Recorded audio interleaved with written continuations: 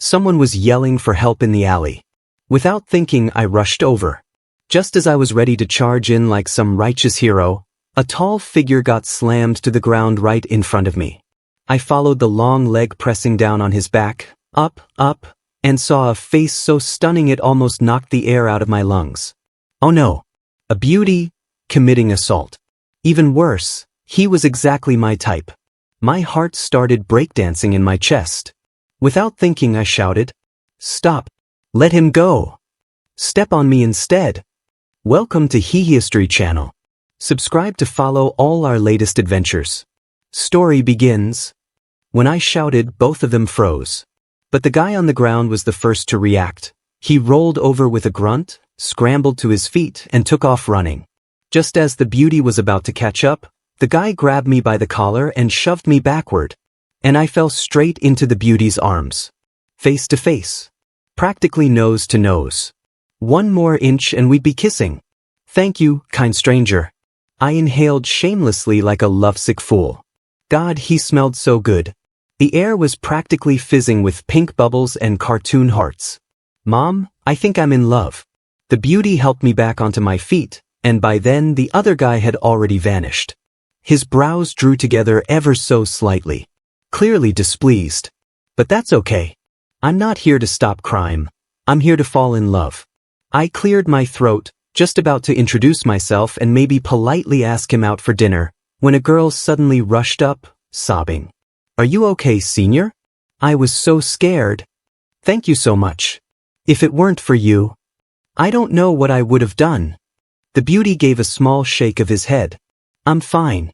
Just don't take shortcuts like this again." A girl walking alone, stay alert. He picked up a jacket from the ground, dusted it off, and draped it over her shoulders with care. My heart shattered like glass. Did I just get my heart broken? Maybe not.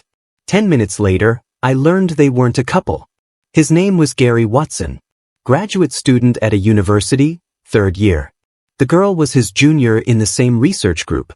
Apparently she'd been cornered in the alley by a drunk guy, and Gary just happened to pass by in time to stop him. Originally, he meant to restrain the guy and call the cops, but then I showed up. "Yeah, sorry about that," I said, scratching my head. "I heard someone yelling for help and ran over, then saw you punching him. I thought." "You thought I was the criminal?" Gary said, arching a brow, his voice rising slightly. A perfect personality paired with god-tier looks? I stood zero chance. Damn it. Fell for him again. Misunderstanding. Totally a misunderstanding. I apologized sincerely and politely offered to buy him dinner as an apology. He was kind but also very cold. Didn't even hesitate before rejecting me. I stood there watching the two of them walk off, arm half raised like a tragic movie still. Damn. Even his back view looked good. It was destiny. We were made for each other. Clutching my wildly thumping chest, I made a firm and shameless vow, straight from the CO playbook. That man is mine. Later, I did a little digging on Gary Watson. Turns out his family's not well off. He was raised by a single mom and relied on scholarships to get by. But scholarships alone weren't enough, so he also tutored part-time to make ends meet. Perfect. Just what I needed. I'd been losing sleep over how my 17-year-old cousin was probably not making it to college. I threw out an offer, $2,000 per hour. Every weekend, I dragged my crying, miserable cousin to my place, then drove to a university to personally pick Gary up. 5 months. Like clockwork. Rain or shine. While waiting outside the academic building one afternoon, I texted Wendy Wheeler. Over the past few months, I'd successfully bribed her, former rival, now informant. Me, calling HQ, status report on target. Any enemy movement? Over. Wendy, target just left the research building. ETA 2 minutes. Enemy spotted, blonde punk, rumored former school bully. Stay alert. Over. Someone was trying to poach my man again. Who the hell doesn't value their life? When your boyfriend's too hot, you gotta deal with all kinds of thieves every day. I turned back toward the entrance. Gary had just stepped out. The sun hit him at just the right angle, and it nearly blinded me. Just as I took a step toward him, A guy in a flashy pink shirt burst out of nowhere and blocked his path, holding a ridiculous bouquet of neon-colored flowers. Enemy spotted. Time to engage. Try to steal my man? School bully? I'll make you cry for your daddy. The pink shirt guy was all over the place, face animated, mouth running nonstop. Gary frowned slightly and replied with a few words. Too far to hear clearly, but from the look on his face, probably a rejection. Pink shirt paused, then suddenly lost it. He flung the flowers to the ground and lunged at Gary. Big mistake. A second later, his shriek echoed through the corridor like a dying animal. People turned to look. I'd already twisted his wrist and shoved Gary behind me. What do you think you're doing, huh? Losing your temper and trying to get physical in broad daylight. You see that camera up there? Try it. You lay a finger on him, I'll have you slapped with assault charges so fast you won't know what hit you. Right, babe? I turned to flash Gary a grin. Gary. Pink shirt choked, glanced at my outfit, probably realized I wasn't someone to mess with, and didn't dare make another move. Just yelled in frustration. Who the hell are you? This has nothing to do with you. Titi. I stepped back and wrapped an arm, just barely, around Gary's waist. Didn't even touch him for real. Just hovered. This is my boyfriend. My precious, one-of-a-kind sweetheart. If some lowlife's after him, of course it's my business. Gary shot me a flat look. I gave his waist a couple quick pats, play along. The guy in the pink shirt stared wide-eyed, eyes darting between me and Gary Watson. His face twitched, teeth grinding for a long second before he spat on the ground, muttering as he stormed off. So he's someone's sugar baby. What a damn turn-off. Excuse me? I rolled up my sleeves, ready to beat his ass. Say that again, asshole. Who the hell are you calling bad luck? Come back here and say it to my face. I took a step forward, but Gary grabbed the back of my shirt and pulled me back. He's not worth it. But he insulted you. I protested. I don't care, he said, his voice calm. Thank you though. For standing up for me. He just thanked me. Gary Watson thanked me. My fury vanished like mist under the sun. My whole mood lit up like a damn Disney musical. I waved my hand modestly, ready to say, don't mention it, in the most charming way possible. And then he said, but we're not a couple. Spreading false information is grounds for legal consequences. Let's not do that again. I'm shutting up now. Whenever Gary tutored my cousin, I watched him from the side. Sitting. Lying down. Sometimes just leaning casually with a book I wasn't reading. 10 steps away, counting his eyelashes like I was studying for a test. The moment he took a break, I practically skipped over with a glass of freshly squeezed orange juice, personally delivered, and accidentally brushed my fingertips against his. Tired? Here, fresh juice. Good for the brain. Gary accepted it politely. My cousin groaned. Bro, I'm thirsty too. Without even glancing back, I replied, there's the kitchen. Help yourself. The brat muttered under his breath and got up with righteous indignation. Gary. After the lesson, I drove Gary back to campus like always. Right before he got out, I stopped him. Hey, you free tomorrow night? I want to take you out for dinner. He opened his mouth, but I cut in. Wait, don't rush to say no. It's my birthday tomorrow. I don't have many friends, and my parents are busy. I usually spend it alone. This year, I'd like someone to keep me company. Sorry to all my so-called friends. You're dead to me for now. I tugged down the corners of my mouth, trying to look appropriately pitiful. Pity wins hearts. Sure enough, Gary hesitated, and then gave the slightest nod. Yes. After 18 failed dinner invites, we had a breakthrough. Dinner today, marriage tomorrow. I went home practically glowing. My cousin lay sprawled on the floor like roadkill. Bro, do you feel any guilt about what you're putting me through? Most people chase love with money. You're doing it by sacrificing me. I chose not to hear him. On my way past, I even kicked him lightly. Move. You're blocking the way. I went to my room and took out the men's ring I had prepped long ago, nestling it gently into a velvet box. Tomorrow, once the mood is just right, I'll give him this gift. Then I'll confess, I want no one else but you.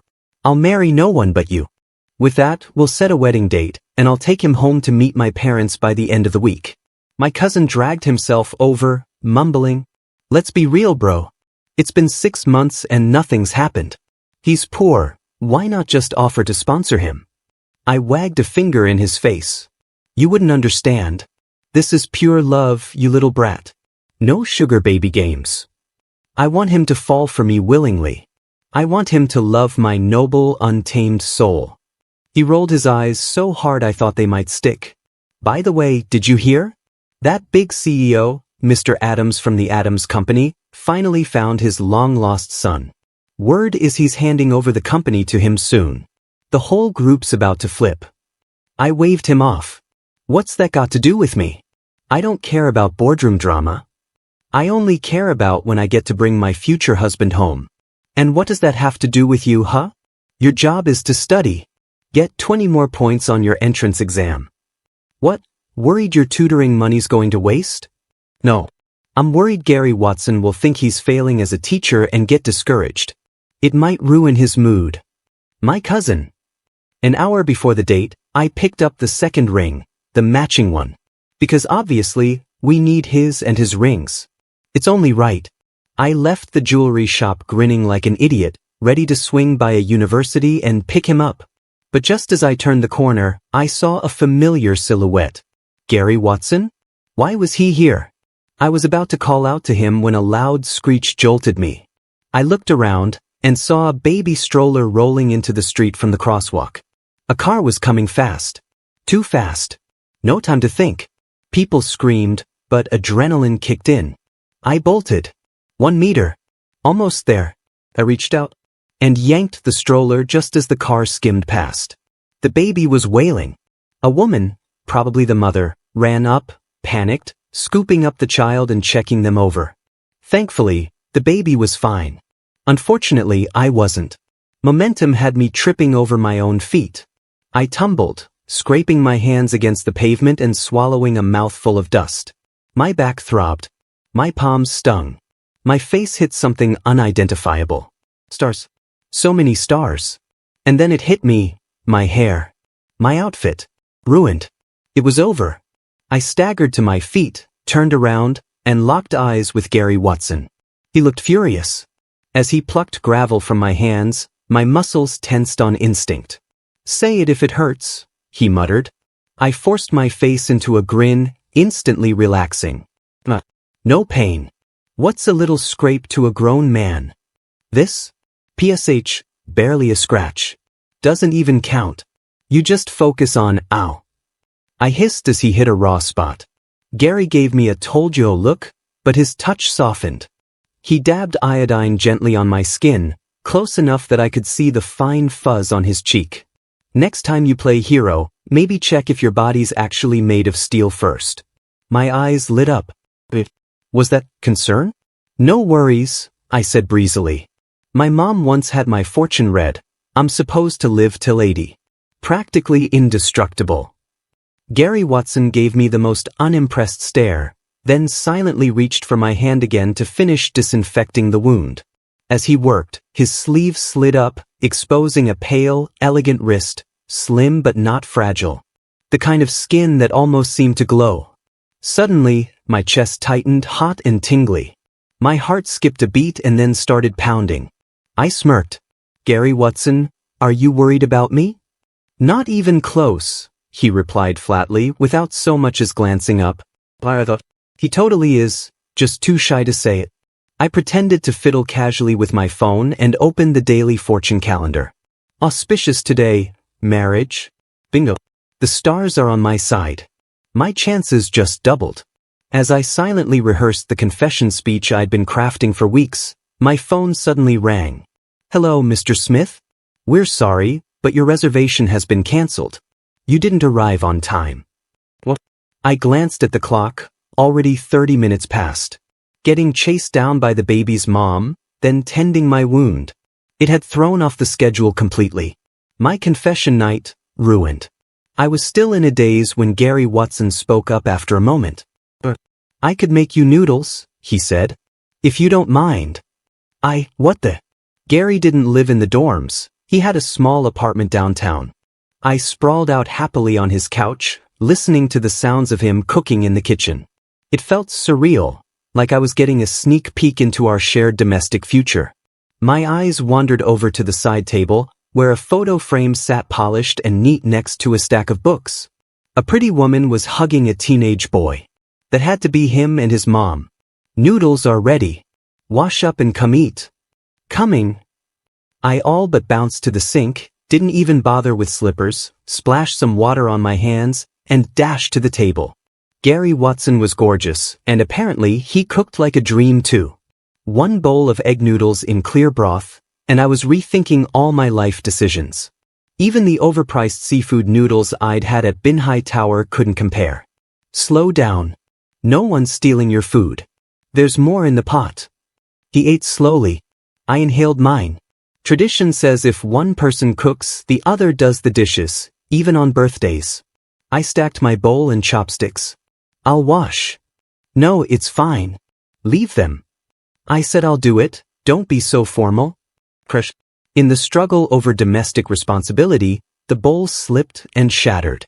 And because I had not worn slippers earlier, I stepped directly onto the shards. Today just wasn't my day. Gary's eyes locked on the blood starting to pool around my foot. His brows furrowed so tightly they nearly met. Then he yelled, "Are you stupid?" I flinched, startled. Tried to take a step back and apologize, but he barked, "Don't move." I froze instantly. But in the very next second, he scooped me up. Scooped. Bridal style. I'm a full-grown adult man. 6 feet tall. Where the hell did he get the strength? Stunned, speechless, I watched him carry me to the bed like I weighed nothing. He pulled out a first aid kit, placed my leg on his knee, and began snipping my sock open with scissors. "I'll do it." I protested, jerking my leg back. I got half an inch before he pinned it gently in place. "How?" he said. "You gonna bend in half and reach the bottom of your foot?" I shut up. Just sat there and watched him clean my wound with careful precision. Under the lamplight, shadows danced beneath his nose and cheekbones. My heart, for once, was calm. Peaceful. Almost like, if time froze here, I wouldn't even mind. Once he was done, he packed the kit away. "You managed to injure yourself twice in one day. You're cursed." Gary Watson. If you don't hate the idea, would you go out with me? I sat up straighter, looked him dead in the eye. I'm serious. Not for fun. For real. It wasn't the setting I imagined for my confession, but I didn't want to wait anymore. He froze. A full 5 seconds passed before he even blinked. My stomach twisted into knots. Sweat dampened my palms. Eventually, he turned to me with a strangely conflicted expression. "You don't actually know me."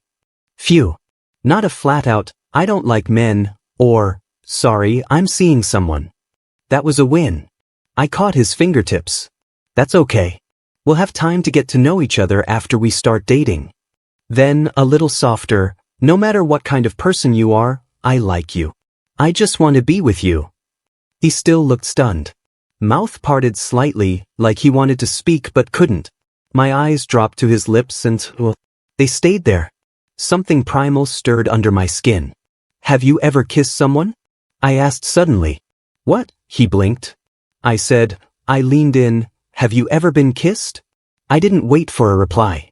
Some reckless part of me took the wheel, and I kissed him. Just lightly, gently pressing our lips together. Warm, close but not demanding. Testing the waters. He didn't move. I tilted his chin, coaxing him to open his mouth just a little. The kiss lingered, soft and warm. I pulled back to see his reaction, but I didn't even get the chance. My wrist was seized, and the next moment, I was shoved down into the pillows, completely pinned. His mouth crashed back onto mine in a kiss that was all teeth and heat and overwhelming force. Our mouths tangled. His tongue swept in. The kiss turned urgent, greedy. I forgot how to think. It hit me, through the haze, Gary Watson was kissing me back. I melted. He liked me. Wrapping my arms around his waist, I pulled him closer, letting every inch of our bodies press together. I even tried to flip us over, but the man was immovable. Then I felt it, both of us reacting to the heat. And suddenly he pulled away, violently, like yanking out of a dream. I blinked, stunned. He sat back, panting slightly. The corner of his eyes were flushed, shirt collar askew, breath ragged. And then he looked down, clenched his hands, and said nothing. Sorry. I lost control. I sat up, rubbing my wrist where his grip had gone numb. Don't apologize, I said. You already kissed me, held me, might as well make it official. I took his hand and gently rubbed the red marks on his skin. Wanna date me? Like, properly, with heart and body both. Listen, I continued, my tone teasing but my heart laid bare beneath. I'm not picky with food, generous with money, reasonably attractive. Maybe not as good looking as you, but overall, solid husband material. And I'd be a loyal husband too. One who only ever loves Gary Watson. Wanna give it a try? It came out light, almost playful. But beneath the jokes, I meant every word. Gary looked at me for a long time, so long, I thought he might actually say yes. But in the end, he looked away and changed the subject like nothing had happened. It's getting late. You should head home. All right. Still needs time. No big deal. Love takes patience. Then I suddenly slapped my thigh and gasped, crap, I forgot my keys. I fumbled around in my jacket like I just realized it. Damn, I didn't bring my ID either. I can't check into a hotel. I drooped, sighing. And with my leg like this, I'm not exactly mobile. Could I maybe stay here for the night? Please? I don't snore, I promise I'll be quiet. Gary's eye twitched. I quickly pointed to the couch. Relax, I'll sleep there. Total gentleman. I swear I won't sneak into your bed in the dead of night or do anything sketchy. Gary. It was late. Pitch black. Quiet. I curled up on the sofa, trying my best not to let my thoughts drift somewhere inappropriate. Sure, I promised to behave, but how could I not be tempted when the man I liked was just across the room? Staying was a joy and torture. Then I heard a rustle from the bed. Sheets shifting. A soft thud. Gary was getting up. I immediately shut my eyes, breathing evenly. Played dead like a pro. Even with my eyes closed, I felt him come closer. Felt his gaze on me, intense, lingering. What was he up to? The next thing I knew, I was being lifted again, bridal style, for the second time that day. I nearly screamed. He carried me gently to the bed, tucked me in, then laid down beside me. My heart exploded. He didn't want me to sleep on the couch. He cares. He likes me. No, he loves me. He's going to be my husband. I turned toward him slowly, arm draping across his body with the natural grace of a sleeping child. If he brushed me off, I had a backup plan. Wait 3 minutes and unconsciously do it again. Eventually, he'd give up and let it be. But he didn't move. Not even a twitch. Good boy. With a blissful smile, I fell asleep. When I woke the next morning, Gary was already up. I stretched, then blinked in mock surprise. I thought I slept on the couch? He set breakfast down with a calm face. You looked uncomfortable. I moved you. Go wash up and eat. Roger that. I beamed. While he was in the kitchen washing dishes, I brought up the question again, ever so casually.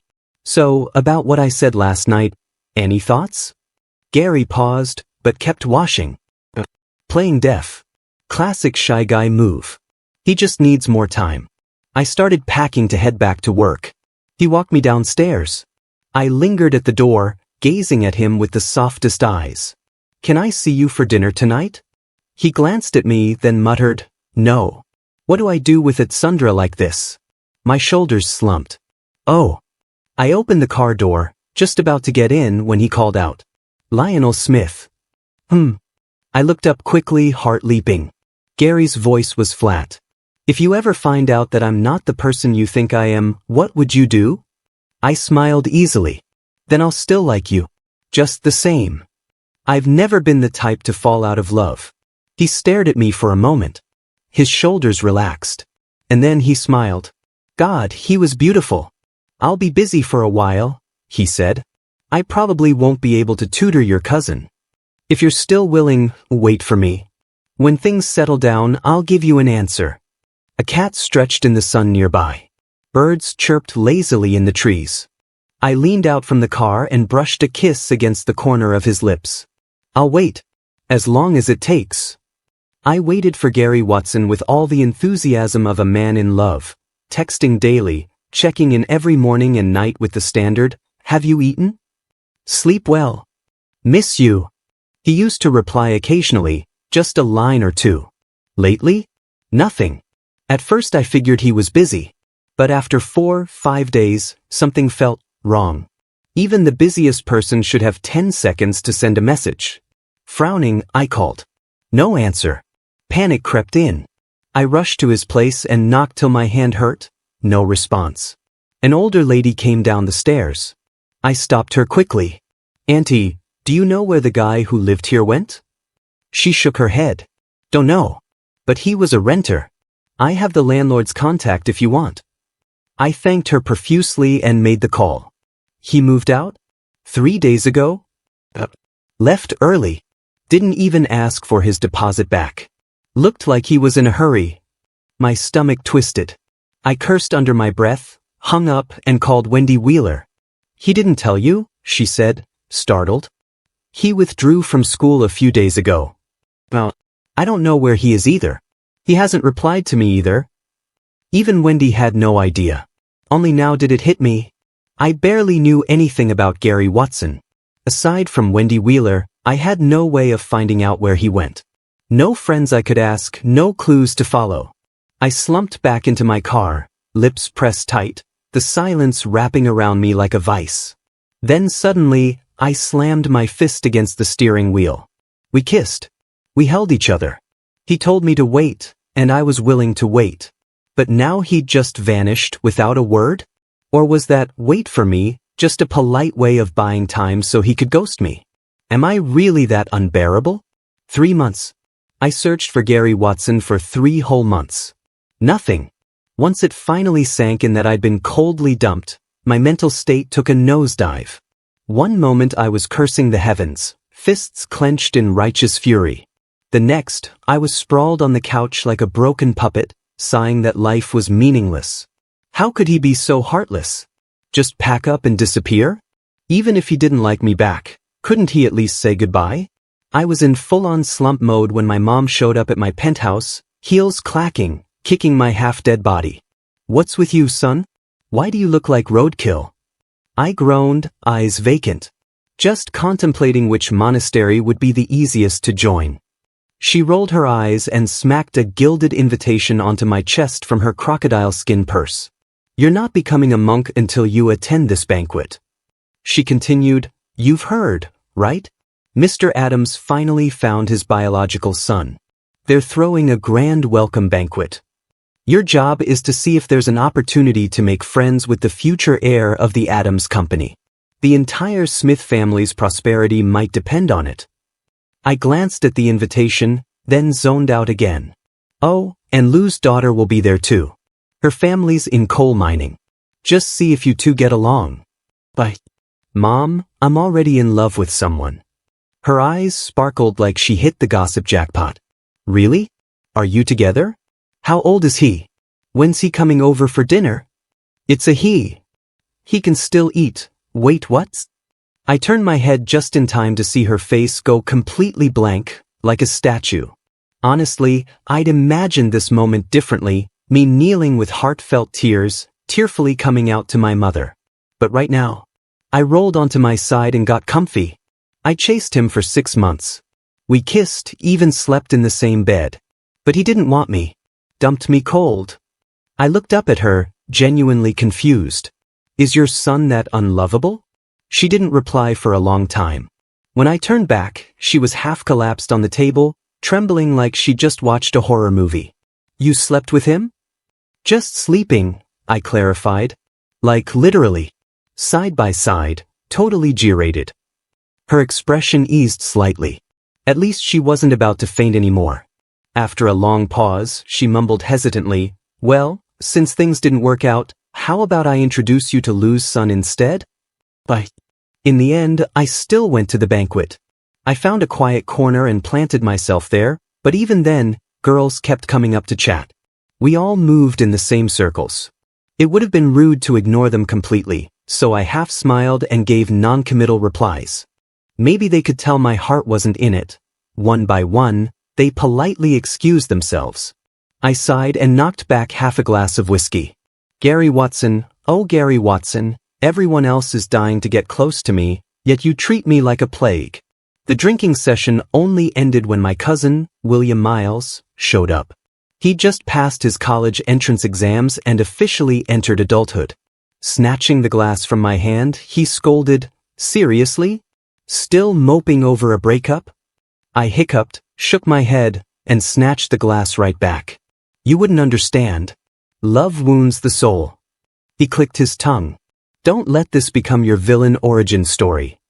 I smiled bitterly. Too late. I already walked down the no-return road of loving him. He winced like his molars ached. I downed the rest of my whiskey. "Even if you've screwed me over countless times," I muttered, "you're still my cousin. Fine, I'll drink with you." Glass after glass. The world started to blur. Somewhere nearby, people were talking excitedly, something about young Master Adams arriving. Not my business. I just wanted to go home. To dreamland, where maybe I could find the husband who'd run away.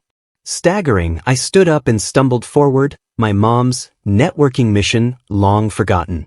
Then I bumped into someone. A glass shattered loudly. The room went silent. "Sorry," I slurred. "Didn't mean to." I tried to walk away, but someone grabbed my wrist. "Don't move. There's broken glass." That voice. It echoed in my memory, the same tone Gary Watson had used that night, when he told me not to move. God, I really had drunk too much. I brushed off the hand. "It's fine. I'm wearing shoes today." I took a step forward, and the world spun violently.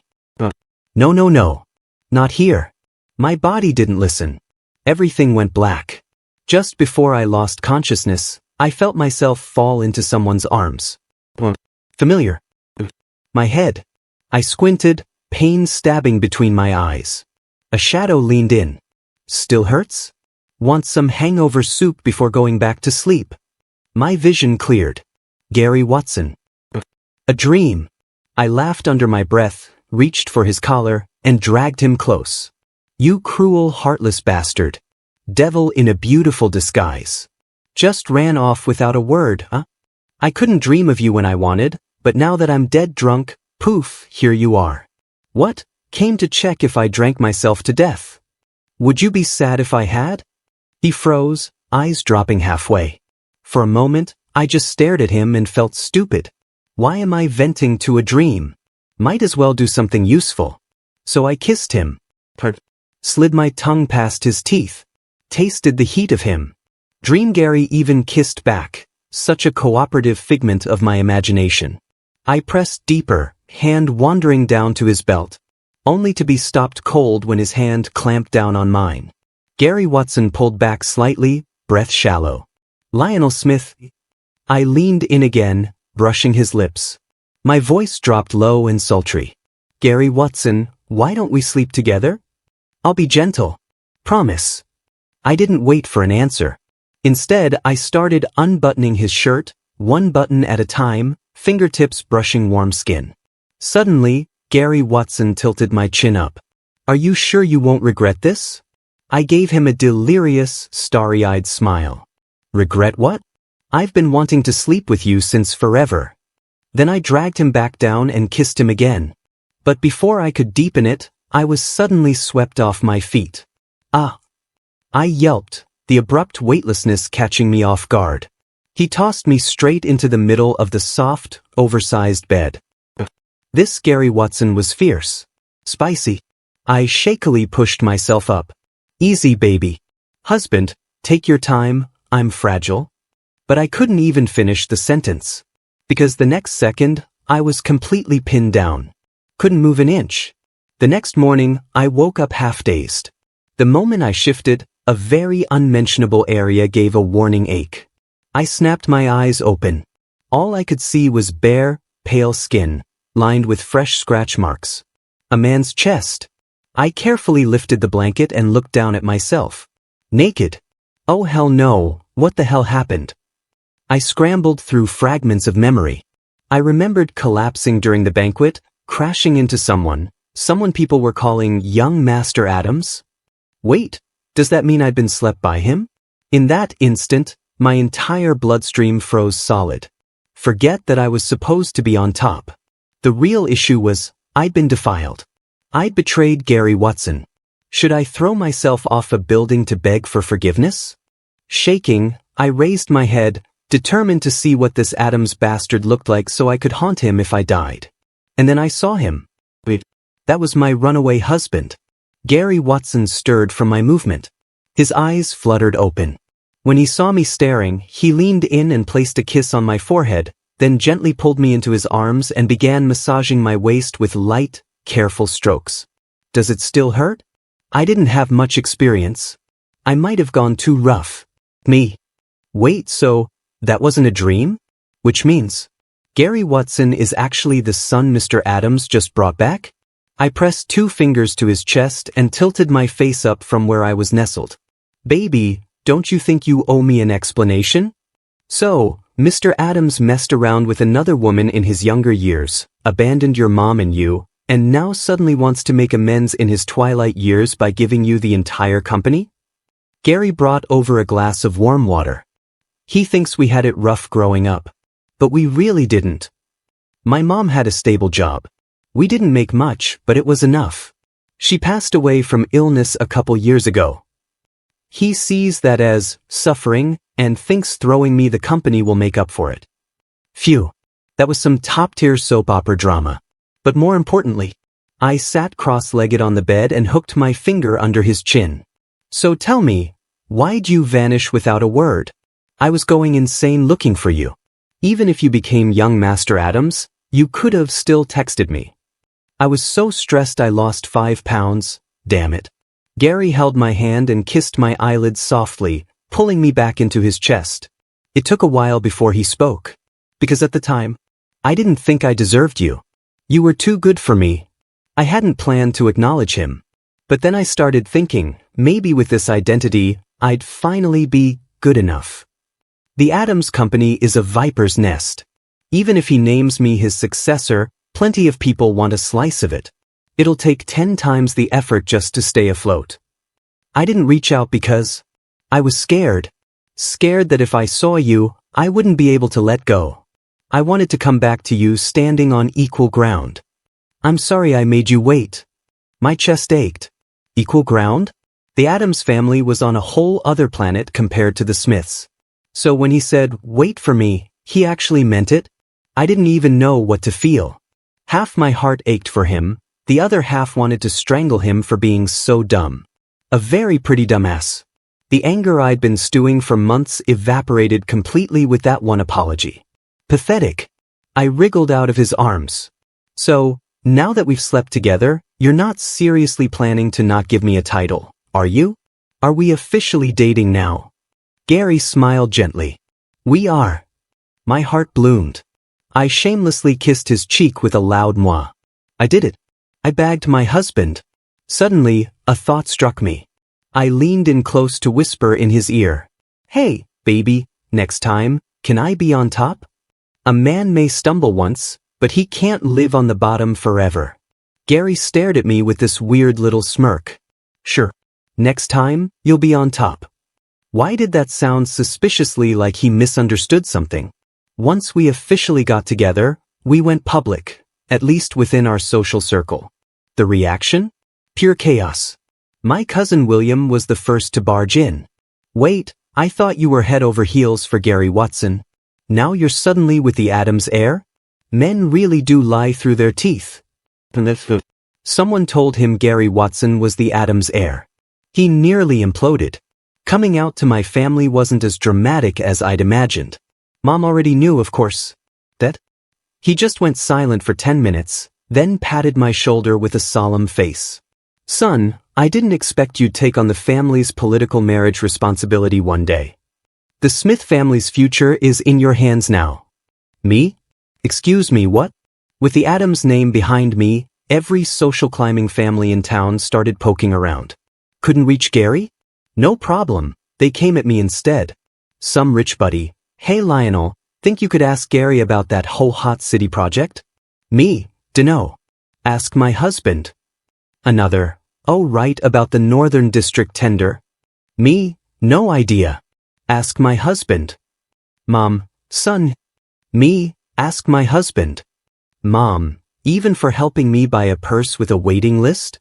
Me, "Actually, fair enough. Don't ask my son, ask me."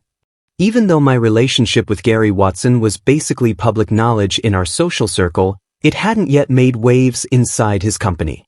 So there I was, bored out of my mind, scrolling through my phone at home, when I stumbled upon a post from someone inside his company, complete with a stolen photo of Gary Watson. Captioned, "This face is killing me. If I confess to the new CEO tonight, will I still have a job tomorrow, or be fired for setting foot in the office with the wrong foot first? Excuse me? Excuse me. How dare someone covet my husband?" I sprang off the couch like I'd been electrocuted, stormed to the closet, and picked out a perfectly tailored, understated but luxurious suit. After styling my hair to perfection and giving myself 2 strategic spritzes of cologne, I marched straight to the Adams company. "Phew. Sir, all visitors must register," the receptionist said, blocking my very chill, very flirtatious strut. I flashed a charming smile. "I'm here to see my husband." She gave me a polite but skeptical smile. "Family members still need to sign in. May I have your husband's name and employee ID?" I raised a brow, just about to announce that my husband was their boss, when the elevator chimed behind her. Gary Watson stepped out, surrounded by staff. I nodded toward him. "No need. He's here." The receptionist? Leaning casually against the front desk, I cleared my throat with theatrical flair. Gary saw me, said something to his assistants, and the crowd instantly dispersed. He strode over. "What are you doing here?" Out of the corner of my eye, I caught the receptionist sneakily lifting her phone. Perfect. I grabbed Gary by the tie, angled his face just right, and planted a light kiss on his lips. "Missed you," I said, oozing satisfaction. Gary glanced at the receptionist, said nothing, just slipped his arm around my waist. "Let's go home." Chin up, chest out, I strutted out of the Adams company like a peacock on parade. From today onward, everyone in the company would know their CEO had a handsome, flawless, outrageously charming husband. Let's see who still dares to flirt now. That night, I collapsed on our bed like a rag doll. Gary was massaging my trembling legs. "I can't believe you lied," I groaned. "You said I could be on top this time." Gary's voice was full of innocence. "You were on top. Today." I bolted upright indignantly, only for my sore waist to betray me, flopping me right back down with a wince. "I didn't mean that kind of on top. I meant inside, darling." He didn't apologize. Instead, he chuckled. "Don't be dramatic." I played myself. "Rolling over like a defeated salted fish," I sighed. "And my waist, by the way, you were grabbing it like a vice. It's probably bruised. Wanna check?" Gary leaned over and examined it. "Yeah, a little. Does it hurt?" "I'll be gentler next time," he added sincerely. "There's always a next time," he says. But when it is next time, he's still a beast. I let out a long, dramatic sigh. Whatever. Just do whatever feels good. And I mean, it did feel good. I pulled him down to lie beside me, tangled my legs around his, and kissed him all over. After a while, I reached under the pillow and pulled out a small velvet box. "Baby, marry me?" I checked the calendar. August 19th is perfect for engagements and weddings. I've already picked the place too. Paris, France. Just close friends. Small, intimate ceremony. I slipped the ring onto his finger and kissed it. Gary looked at me for a long time. In his eyes was a quiet, glowing warmth that made my heart melt. His arm tightened around me. "I will." I grinned like an idiot and scratched his chin. "Then say it, call me husband." Gary kissed the corner of my lips, voice gentle and obedient. "Husband." A shiver ran down my spine straight to my toes. So satisfying. I hugged his waist. Since you're calling me husband, it's only right I exercise my rights as one. I summoned every ounce of core strength to flip him over. But after struggling for what felt like eternity, he didn't budge. I'll try again later. I'm tired. Then Gary bit my earlobe and murmured something against my skin. No. That's not what I meant. You can't. Do you want me to die in this bed? Gary Watson. The end. Thanks for stopping by. Subscribe and hit the notification bell so you don't miss out on any new videos.